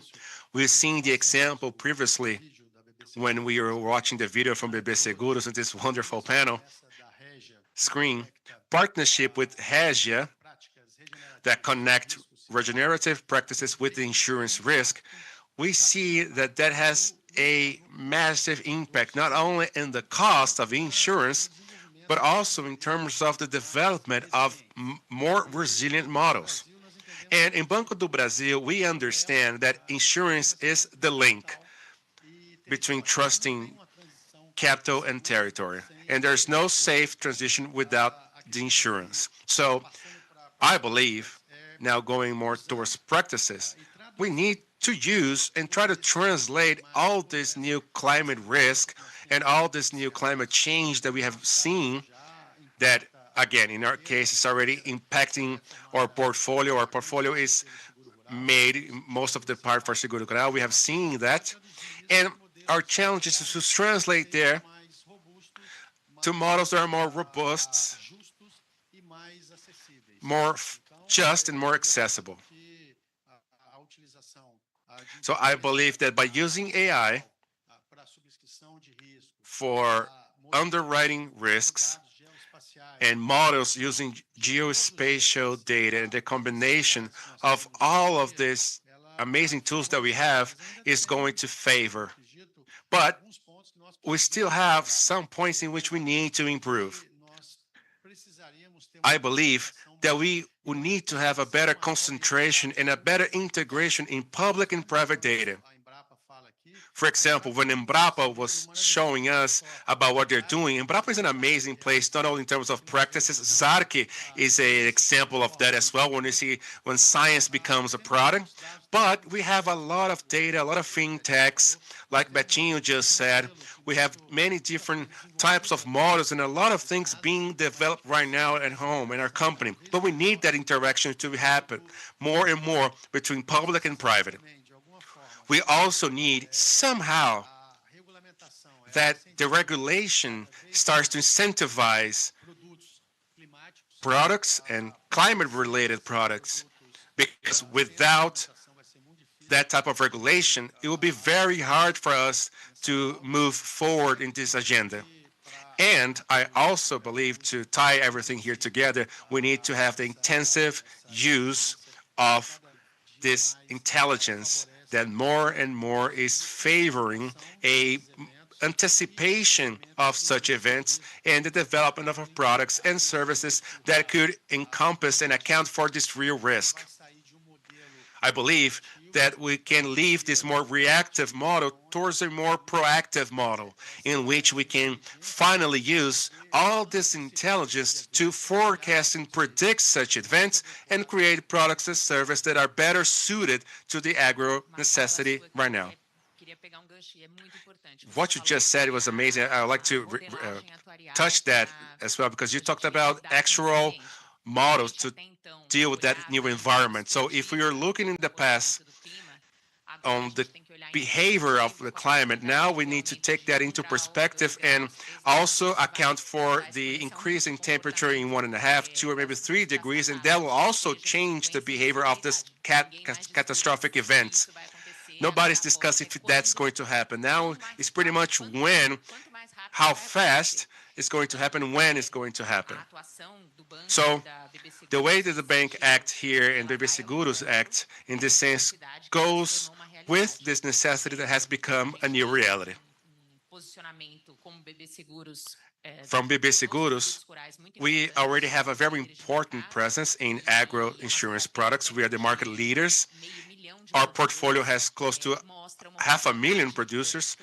All of that shows the opportunity of growth that we have in this type of work, especially considering the size of producers in our portfolio, and since agro business is so important to Brazil's GDP. So we have opportunity, we have technology, we're looking and trying to build a most better suited portfolio for the presented risks. And I think as a conglomerate that we do have an institutional role in continuing moving forward with the agenda, and BB Seguros is definitely ready for that. It was great to hear what you said.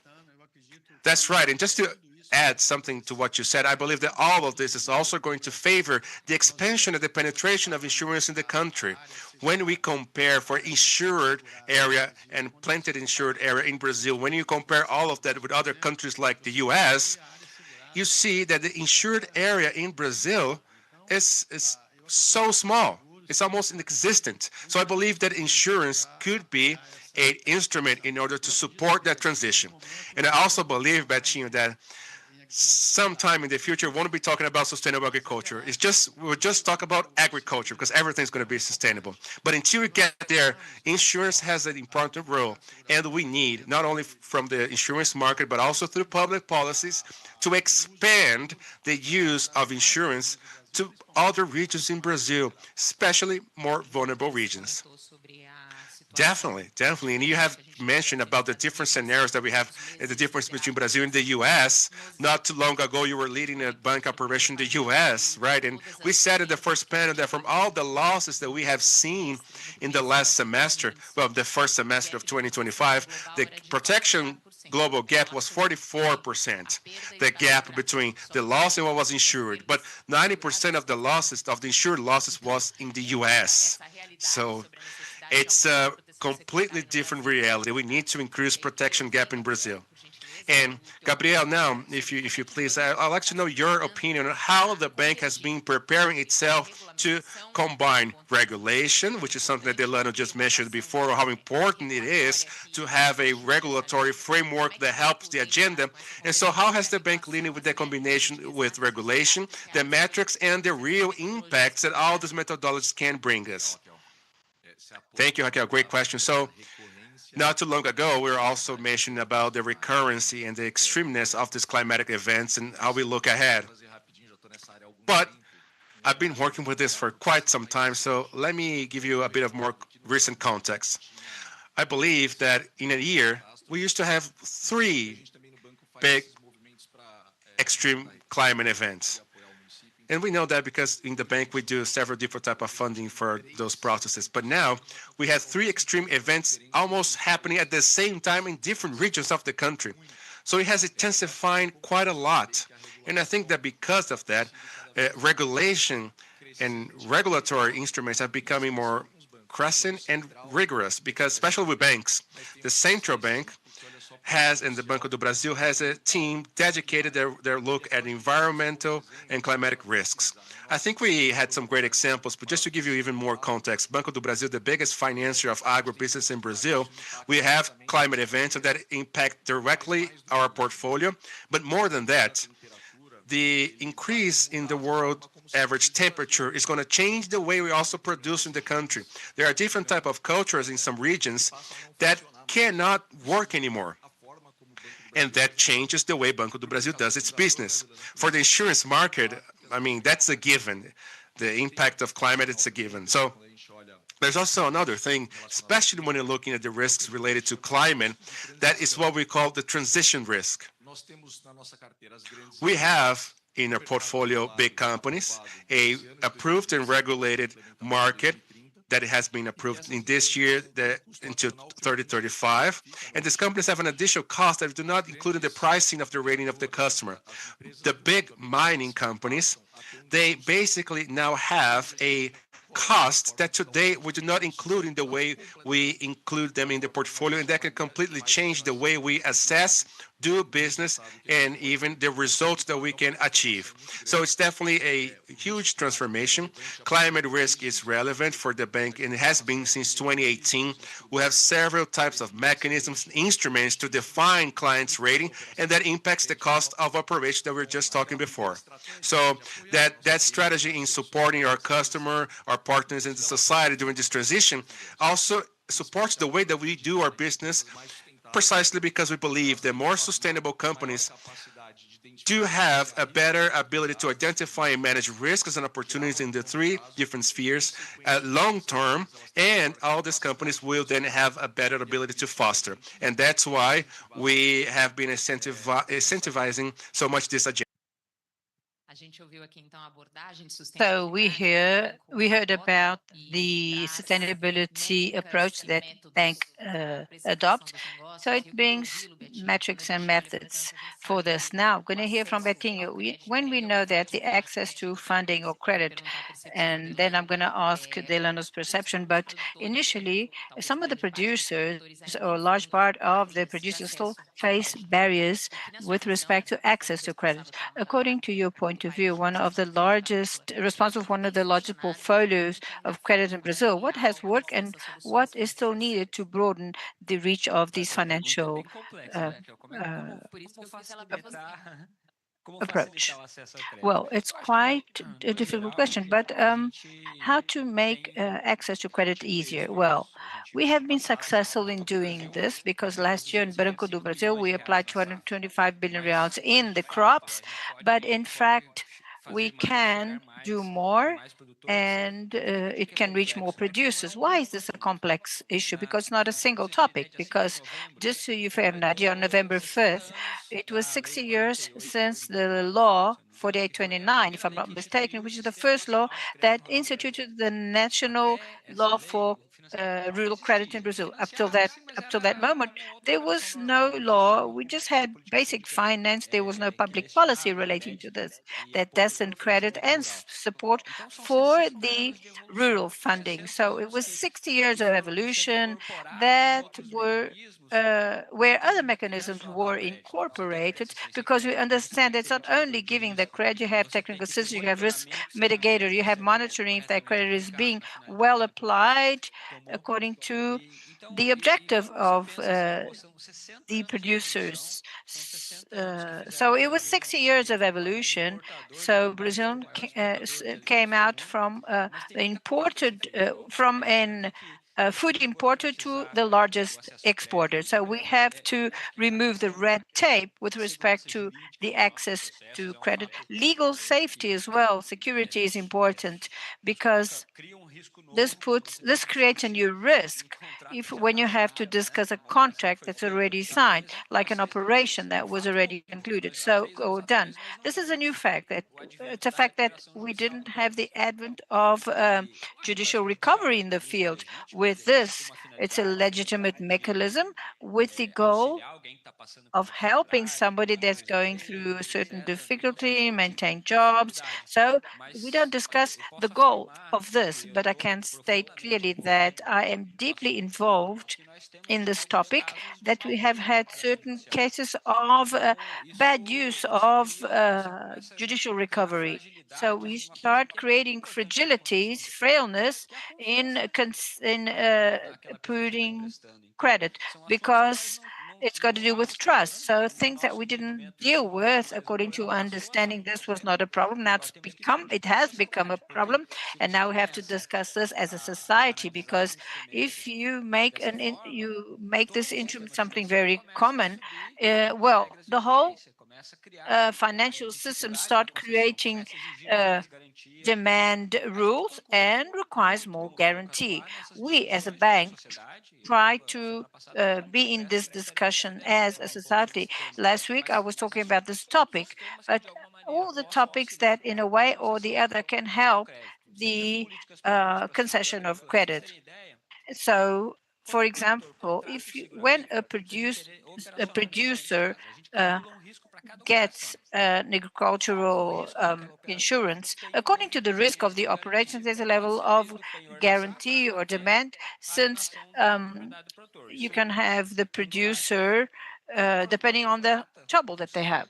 So when a producer hires an agricultural insurance, you can have two eco producers, one with risk and the other with a lower risk. This is got to do can also affect the guarantee. So we are constantly discussing this, because how to broaden the uh, g- uh, giving of credit. So we have agencies that all give credit to 100% of the municipalities.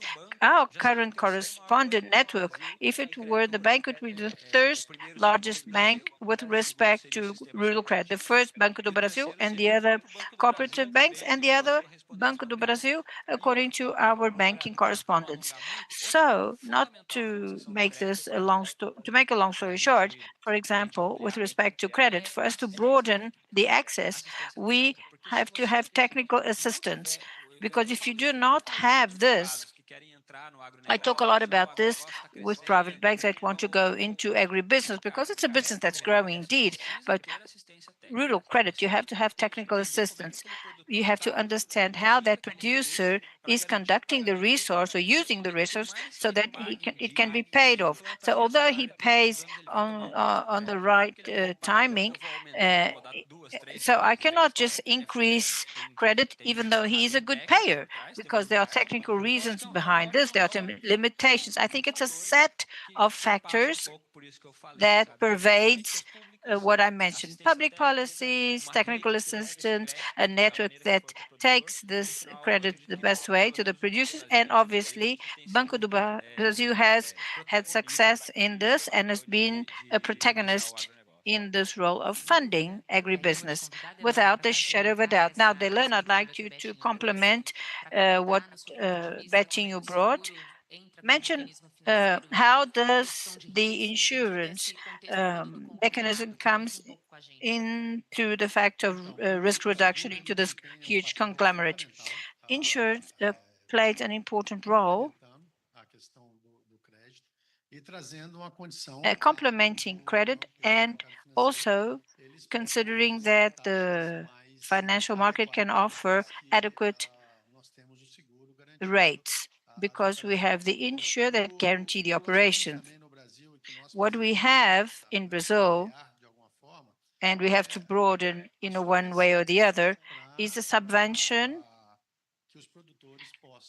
so that the producers can have access to the insurance. So there is public data showing that subvention is much cheaper for the government, generally speaking, than the impact or compared to the impact of extreme events. Now, when we increase the subvention, is allowing the access to more producers, more regions that are vulnerable, and new crops, and this has an impact in the price of credit, and this then changes into a virtuous cycle where I have more protected area, more protected crops, and more access to the insurance and naturally to credit. So I believe that the insurance and rural credit, they have a and it's a packet, actually, this package of insurance and bureaucrats with more favorable conditions will guarantee the continuation of this level of production and productivity that Brazil has already reached, but I believe there's still more space to grow. You mean so BB Seguro offers protection mechanism, right, Delano? Now we brought the strategic view. Now we talked about the practical application of the BB conglomerate has to offer to help the sector. And I'd like to invite you to talk about the vision of the future, looking to the future. I'm going to start with you, Gabriel. Now, just to understand what kind of partnership among the actors of the financial system can accelerate the transition in Brazil, considering that sustainability is an approach and you are responsible for this area. How do you consider these partnerships and the interconnection can help the country in this transition? Well, excellent question. This is almost a key word when we think about sustainability that we can bring. Now, the collaboration among the different sectors, government, the the academy, civil society, and the entrepreneurs. So it's important that we use all the opportunities that we have available. Now, when you stop thinking, Brazil has the largest biodiversity in the planet, the largest forest in the planet, one of the cleanest sources of clean energy in the country. And also during a COP, Chief of State discusses what are the next steps for the following years. So we are very well positioned as a country, and we can be a protagonist of this agenda. Now we got to make use of these opportunities that come up. Now, considering the COP, this kind of tangibilizes what I want to say, but we signed the funding with multilateral bank which added gives 3 billion reals. This money coming from abroad comes to a lower curve in terms of what we can capture. It comes from certain sectors, and also we then take this discount in rates to our clients. So we have to do a financial restructuring so that we can bring differentiated conditions to our clients, and it brings gains and revenue to Banco do Brasil, and at the same time, we cause a positive social environmental impact. Now, in partnership, we have been working with certain business that supports our clients that's got to do with the core. Banco do Brasil now offers advisory regarding the decarbonization to their clients. I mentioned this, for example, in the past we used to find a company, talk to a company, and ask them if they wanted to be offset in terms of carbon, but they didn't know how much they then emitted in terms of carbon. But so we have now bringing the companies doing their stock taking, funding decarbonization, more efficient engines, and photovoltaic plates. And Banco do Brasil started to commercialize renewable energy, and we can only do this through partnerships. And also, it's important to highlight that partnership is important, but it's important to talk about the solutions that have been developed by BB Seguros, like the forest insurance, which is an immense innovation. We launched it in the COP in Colombia, something that the market was looking for and that we have discussed to bring other important advancement in this respect. Now, there is this loss in risk mitigation sum. This is very innovative and very much connected to the times we're living. So just to give you an example of this, of the figures that we have and what we can indeed make use of this huge potential and opportunities that are available. Now, you talked about the forest insurance. We have two kinds. We have the commercial forest and preservation forest insurance, both looking to sustainability with benefits and solutions that are complementary. Now, just a very opportune reminder, we launched this last year, and the market is looking to this opportunity as a way of converging to this climate conversion process. Now, you lead an important conglomerate in the BB that involves Brazil Seg, you have private partners, and also you have capitalization, you have many um, uh, people under your leadership. I'd like to know your future prospect since we're looking to the future. How do you see the insurance as a mechanism inside this whole wheel? Well, Raquel, although I've been for just a little while in the insurance market, I have no doubt that the insurance will perform a central role in a low carbon economy. And this is not compulsory. It shouldn't be compulsory because and also not using the resource from our insurers. It's got to be a market practice because of the demand of the economy itself. So this new economy needs to have foreseeability, and the insurance offers this.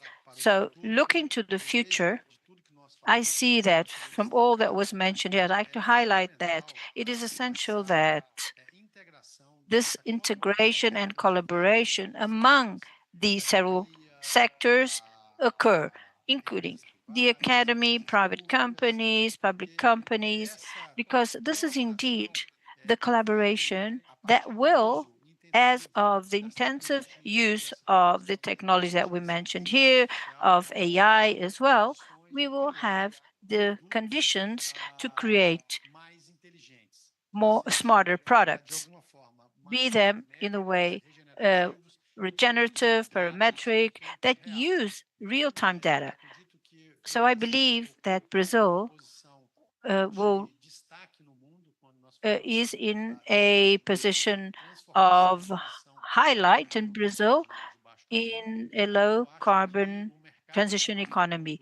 And the market of the insurance market itself can and should be a protagonist in this new moment. And according to what Betinho said, he talked about trust, and uh, insurance offers trust and reliability. Yes, CNseg indeed is organizing this topic like an advocacy, bringing insurance of protection and economic recovery, generate and mitigate risk. And all the companies that are here. Now, Betting, I'd like to hear from you, considering that the agri sector needs to be in this low carbon agenda. According to your point of view, what steps do we still need to take? You can talk with respect to the bank perspective so that the producer can be in the center of this transformation. Well, Raquel, I believe the bank, since we offer funding, we have an essential role of guiding or directing the rural producer when he adopts more sustainable practices. How is this now? In the real world, most of the producers, when we talk about carbon credits, this is secondary because he wants a sustainable agriculture, but it's got to be feasible, financially feasible, and gives him more returns. So when the producer, according to the example I gave in the beginning, the producer compares the production of bio inputs and he starts collecting 3 to 4 soybean bags per hectare. And the other one that we did, we signed an intention protocol with, as you know, they have an amino acid for the cattle feed. So this reduces the cost of increasing the weight of the cattle and the quality. This is the main vector of that the producer has to adopt more sustainable practices. He's going to earn more with this. So in the bank, we have a sentence that giving credit is believing people. So I expand this vision that offering credit to these more sustainable practices is the bank showing to the producer we believe in that. And we don't want to lend money to lose money.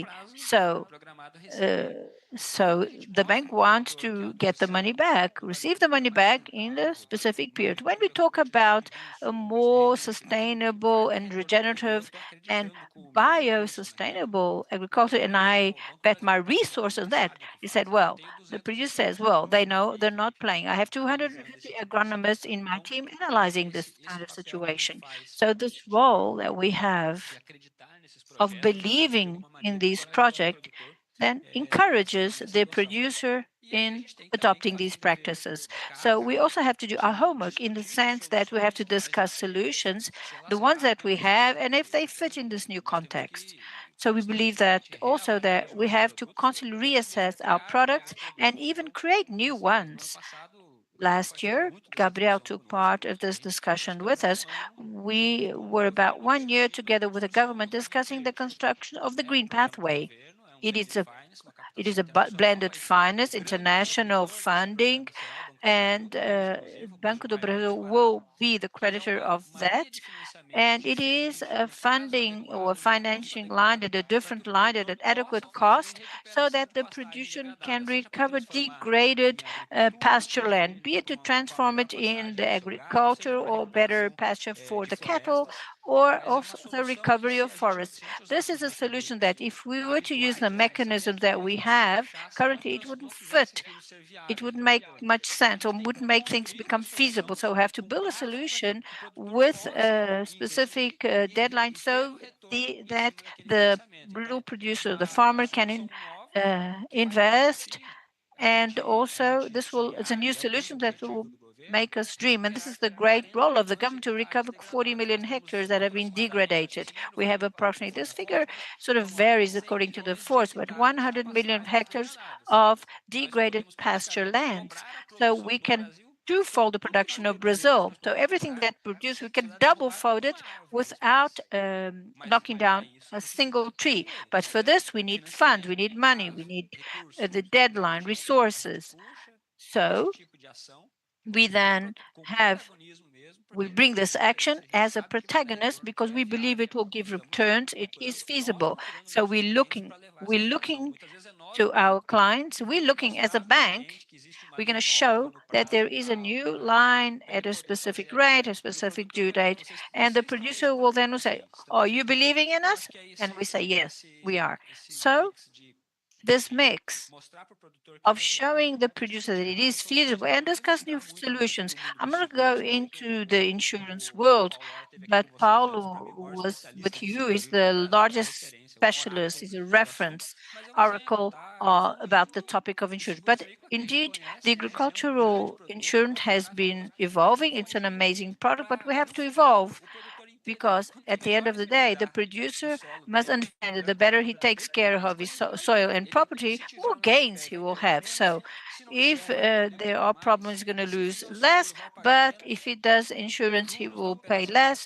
The interest rate of the operations will be lower. So Delano and the insurance company at the end are advantage that we have to do, and we have continued doing as we have always done. I've been in the bank for the last 25 years, and we've always done this. We have indeed an active role with respect to the positive changes of society. As a conglomerate, everybody is working in a more coordinated format. You talked about the amount of tariffs and so on. But then I remembered a figure that we have with respect to secure coverage, 7 to 8% for planted areas. I'm talking about hectares. It is a huge challenge and a huge opportunity. So you, Delane Gabriel, also said that you talked about protection, trust, risk mitigation. So I'd like to invite you to give your final remarks and deliver a message to the audience with respect to the importance of the bank acting the way it is, a coordinated action, and also insurance as financial protection. Delano, you have the floor. I'd like to thank and congratulate CNseg for this initiative. I'd like to thank the presence of all of you and also thank the BB Seguro, Brazil SEG, and Banco do Brasil colleagues that really have made this event incredible. So, well, I believe that insurance has a protagonist role, not only in this new economy, this low carbon economy. As Bertinho mentioned, things cannot be disconnected. You need to have good land management because it will have an impact not only with respect to production cost and the insurance cost. And when we manage to broaden the culture of insurance and bring mechanisms that make the access to this accessible to more producers and advance in this coverage that you mentioned, 7%, this is practically nothing. So if you look deeper, this 7% is extremely concentrated. So we have to expand the culture of insurance, show that it is not a cost, but it is indeed an investment. We have to seek public policies as well that incentivize the access to insurance because as a state as a whole, it will come out cheaper. And also, this was intensely does because climate, and it is a reality because climate events is a reality, and we have a single opportunity.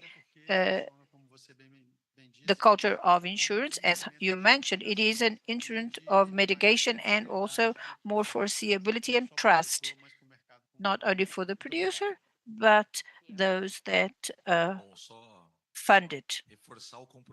Well, just pointing out the commitment of Banco do Brasil in the construction of a fair, inclusive, sustainable future in the financial structure of solution best offer for our clients, as I mentioned previously, support this journey so that all our clients, partners, and society as a whole, because it is important. Insurance is important for growth. The financial system, banks, and the insurance market, they have to have this climate agenda as a priority in their agenda, and that can indeed transform the future in a positive way.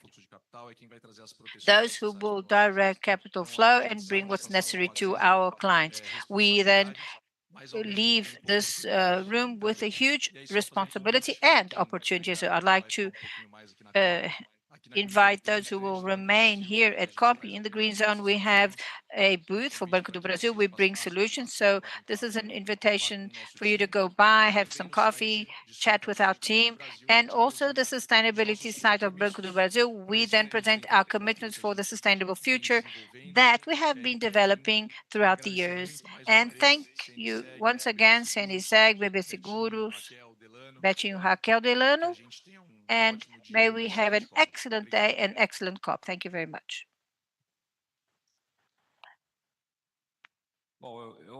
Well, yesterday I mentioned a film that I watched with Gabriel, Replicate.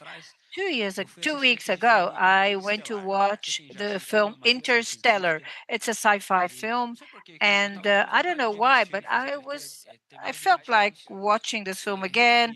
It is 20 years. It was produced 20 years ago. The land in this, just to summarize, the land has become an inhabitable planet, and they send people to other galaxies to see what is feasible for the human race to live on. Science using to maintain the species. In fact, until now, a lot has been researched, but there is no planet as viable, feasible as ours. All science and financial resources must ensure that this planet must continue. It's no use sending spaceship to other planets. This is where we want to live. And in case of a more sustainable agriculture, I see that it has an essential role. We will still continue to eat.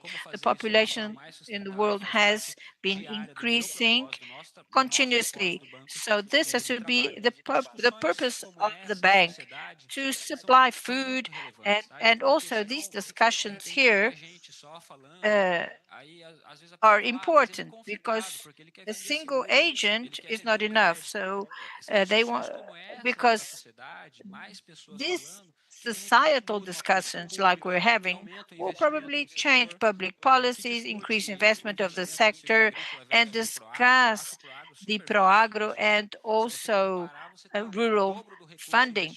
So in Proagro, you have twofold resource invested with twofold of the coverage. Can't we improve this?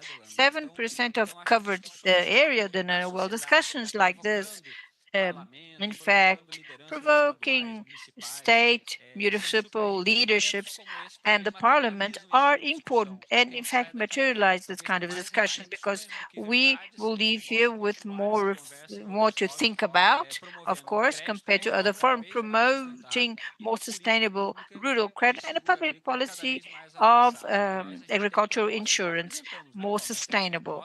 We have proposals, right, Paulo? And also, how could we do this? How could the country do this? How the government do this? There is investment, but I can say that it will bring return to the country. I thank you all here for the organization, my friends and colleagues. Thank you very much. Enjoy your event, an excellent COP, and you can always count on Banco do Brasil. Thank you. I thank our panelists. This is a survival agenda, and to converge civil society, public policies, and the private sector is what will make us try to change the current reality. So I thank you for your audience, and we will continue in the afternoon session. Thank you very much. Obrigada mais uma vez aos participantes e a BB Seguros pela construção desses dois excelentes painéis. Thank you very much for the participants and for these two excellent panels. At the end of the day, we will have a cocktail offered by BB Seguros, and you're all very welcome. And I also especially thank all the empowerers of the Casa de Seguro, Allianz, AXA, Caixa Seguridade, Bradesco, Mafre, Marsh McLennan, Porto Prudential, Tokyo Marine. And now we will stop for lunch, and at 3 p.m. we'll be back with our agenda. Enjoy your afternoon. See you at 3.